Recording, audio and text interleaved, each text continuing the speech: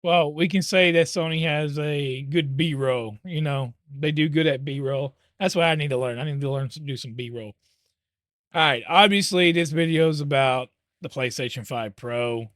I'm Thomas. Welcome to Thomas with Tomology. It's my way of thinking. I explain things differently here. I do product reviews and tech reviews.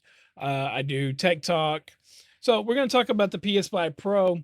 So right here, they are, to me, in a sense, kind of false advertising here.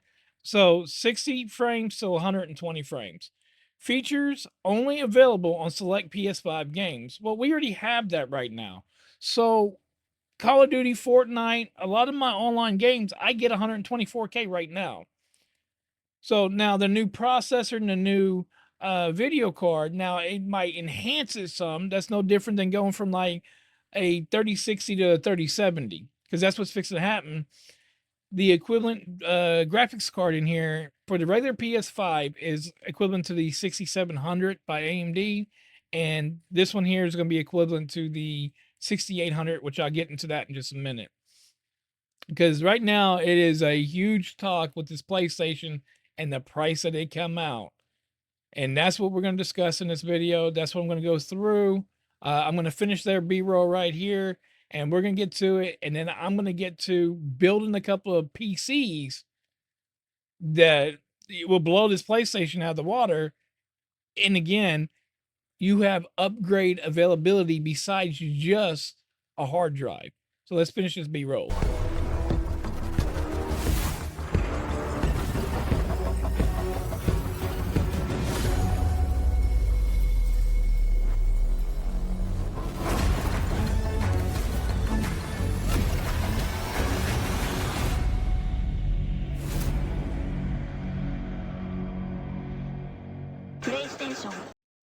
All right, so before we get fully into this video, go ahead and smash that thumbs up, give it a like, go ahead and leave comments down below. I'm encouraging comments. Tell me your thoughts on if you're going to get one, if you got them deep pockets and you're going to get you a PS5 Pro, if you think that it's worth the upgrade from a PS5 to the PS5 Pro, if PS5 just is pushing the limits too much on price when we get to that point in the video, just go ahead and leave your comments down below. I encourage it, and really and truly, it's not about the YouTube algorithm. I want to build a community base, and I want people to communicate with each other. All right, so the PS5 Pro, they announced the release date is November 7th. I'll get to the price in a minute. So right now, we're looking at, they're saying PS5 Pro versus the PS5 on the GPU. Basically, the PS5 came out, the mid-range graphics card that it was equivalent to was the RX 6700. The PS5 Pro now is coming out with the equivalent of the RX 6800.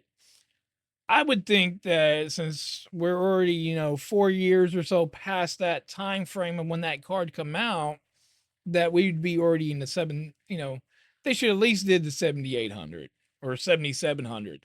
I would see that being a massive. They're claiming 67% performance bump in this.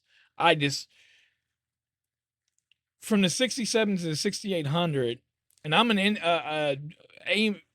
I'm an Nvidia fanatic or supporter versus AMD because I do a lot of gaming in 4K. So I know more on that. And I don't get me wrong, I've grabbed AMD cards, but I just never get that performance I did out of Nvidia. So for them to claim that, I mean, we can go back through just different desktop reviews. And there again, remember, this is not a desktop. They're saying that's what it is equivalent to, but it's not a desktop. This is more on a laptop. You got to remember the components that are inside your PS5, Xboxes, or whatever, they're equivalent to a laptop. So the CPU, you can't just take it out and open it up, take out the CPU, put another one. You can't take the RAM out and put more in. You can't take the video card out and put another one in. You can't upgrade. There's no upgradability to it at all. And that's what we're also going to get into this in toward the end of this video or mid video, whatever. Another thing I'm going to get in here is building your own PC. I made a video a while back, didn't get much attention. Hopefully it will now. But why it's better to build a PC than buying a console like an Xbox and a PlayStation. It There's a lot more benefits to building your own system, a lot. So anyways, let's get back in here. Okay, next up we're going to talk about storage and memory. So on the storage side, we're going to be seeing 2 terabyte instead of a 1 terabyte. They did not include PCI Gen 5 at all. It's still Gen 4. I just Here in a minute when we get to the price, I just don't see why they didn't add that in, at least with the adding card, for the consumer to say, hey, I want to see if there's a difference on here for my games. I want to put a Gen 5 M.2 in here. They should at least left it up for us. But they didn't. As far as memory goes, 16 gigs of GDDR6. It's going to be the same as the regular PS5. It will have a little bit of a bump in speed on it due to the GPU being a little bit higher, so they can clock the memory higher. All right, so next is the upscaling. Apparently, they're letting AI is getting everything, and that's what they're going to start marketing their AI technology, or basically say it's AI technology, because AI is taking off like friggin' like a forest fire right now, an out of control forest fire. AI, everyone wants to put AI in everything. So the AI upscaling has been proven to be a winning technology for PC gaming. So it's only natural that Sony would want it and take that action with it in their system. So basically, the PS5, uh, the Nvidia DLSS, the deep learning super sampling, you can take a game, even me. Oh, excuse me. Oh, yeah, I have a nose itch. Even me, um, on my games, if I like to run as native as I can on my games. So if I'm running 4K, say in Call of Duty Zombies, I might be getting about 100 between eight. My 1% lows drop down to about 90, 95, and then my average is about 1 to 110 is my average. So depending on where in the map I am and how much is going on in the map. So now when I add in DLSS, then that basically it lowers the video quality. So basically we're at 4K, right? It's going to drop it down to like 720 to 1080. It's going to give it a crappy image, but it's going to upscale it where we don't see a huge difference. You might see like where it's nice and sharp around an edge. I mean, the sharpness is like a knife. I mean, just think of a knife, nice and sharp. And then after you use it for a while, it gets dull and then they're rounded.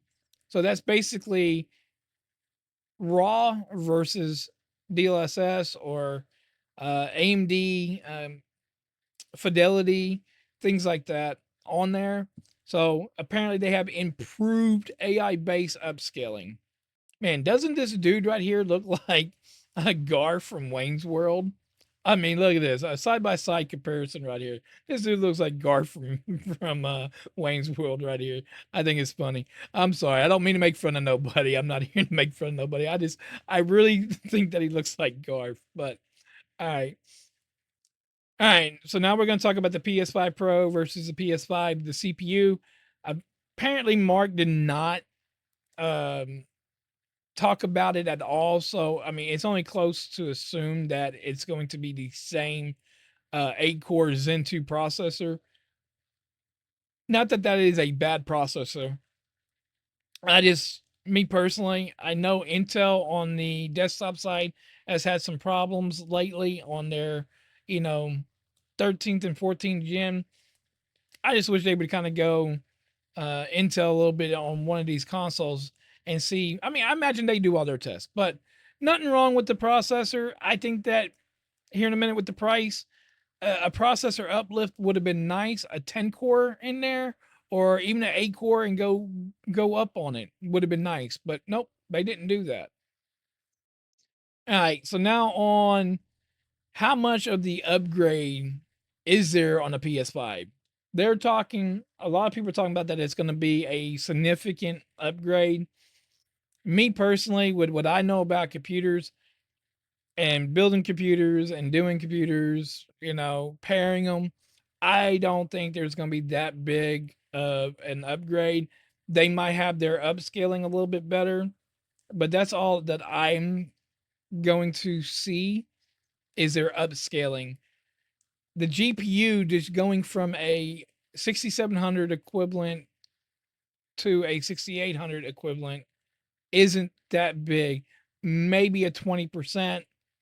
I'm not seeing a huge difference. So now we're going to get into the price. Now look at that price, $700. Wow. The PS5 come out at $399 and the non-disc variant come out at $299. So $100 difference for the disc version. This does not have a disc. This is their flagship, their top tier, all this improvement, and not a disc drive for y'all who have, disc type games, or, what if your grandma or somebody gets you games for Christmas? Now you're gonna have to go buy an external drive for it. It's for them to get even more money. So depending on how much that drive is, which I imagine is around $50, I don't even know how much it is. I probably need to look at it real quick. So the disc drive is $79.99 from PlayStation, $80 more. So $80 more. So now you're looking at $800 for this unit. $800. Everyone's, caught on the $700 mark for this thing, but without with a disc drive, you're really and truly, you're with tax, you're at 800 or over $800 now for this console. That is insane. Not only is our economy like crap right now, things are so expensive. I mean, hell, within the last 2.5 weeks, I was getting a 60 count of eggs for $10, and that same 60 count now is $22, and I'm down here in Texas. That is insane. I can just imagine where it is in New York and Cali and everywhere else. And then Sony wants to come out with this? There's no effing way. There's no way in hell that Sony should even be doing this. This is crazy, Sony. All right, so we're gonna get in here. I'm gonna bring you to Newegg. You can use Micro Center or Amazon or wherever else you want to use to buy parts. But I'm gonna get into Newegg. I'm gonna do an Intel build and an AMD build. So here we go. So for the first setup I have here, it is an Intel build. There is, like, the graphics card is a refurbished graphics card, but it is actually a real good graphics card. And this graphics card here is actually about 30 to 40% faster than the RX 6800. So what we have here, I got me a thermal tank, micro ATX case. I have a micro ATX motherboard. We went with, again, they have an 8-core processor in the PS5 Pro. So I went with a 10-core. We got us a 600-watt power supply. We don't need that much. But you can still upgrade a little bit with this. Again, you can splurge a little bit more. This is going to be bare bones. I guess not bare bones. This is going to be the minimum of where this is going to be equivalent plus a little extra than the PS5 Pro. So, well, more the PS5, because I mean, you look at the price, $810 right now is where I'm at. And the PS5 you can get for $400. So that's double there. But like I said, now coming from the PS5 Pro at their $700 price tag, plus the disk drive for them games, where on PC, we already know we don't have disk drive games. I mean, you can go get some old school games, that's fine, but everything's going to be on our hard drive. But, anyways, so power supply, I got 16 gigs of RAM, just like they do.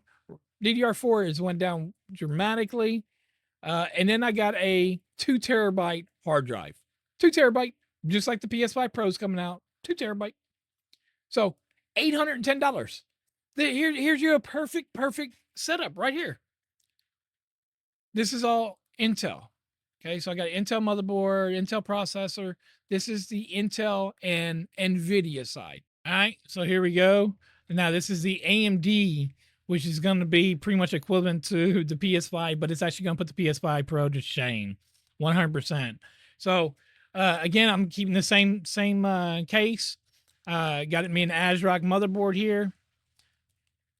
The 6800 XT, which is what the PS5 Pro is supposed to be equivalent to. You know, this is the most 16 gigs of DDR6, RDNA 2, just like the PS5 Pro. Again, same power supply. You can go a little bit more, same RAM, hard drive. And then me personally, this is what I believe the processor is equivalent to in the PS5s is roughly I think it's more around the 5600, but I'll go ahead and go with the 5800X right here for the processor. So now we're looking at $900. All right, so as you see, I have an Intel build, I had an AMD build. You can customize it, you can get a different case, you can pay a little bit more, a little less, but that's about equivalent. You can even go down probably one on the graphics card and play at 2K and upgrade later on, but at least you have a start. The PlayStation 5 Pro, man, they're so close now to building a PC. You're right there at the same close mark. You might as well build a PC now. That's just my opinion. Again, that's my ology on it, my way of thinking about it. You can do so much more on a PC than you can on a PlayStation. So many more things you can do. I mean, you can have work and play all together on one machine. So either or, you still have to have a monitor. So you have a monitor. One extra thing, the PlayStation is going to come with a DualSense Edge controller, and that's about it. And then you have to buy a mouse and keyboard, or you can. I mean, you got to buy a mouse and keyboard, but you can still buy you a controller. So again, Xbox. There's like GameSir. I have a new controller coming in that I'm doing a review on, the FlyDigi Vader 4 Pro. It should be here in about a week. I'm going to do a review on it. I have some Fi-Fi mics coming in. Matter of fact, it comes in today. I'll start doing my review on it. I have a lot of reviews coming up. So go ahead, again, like and subscribe. You reading it?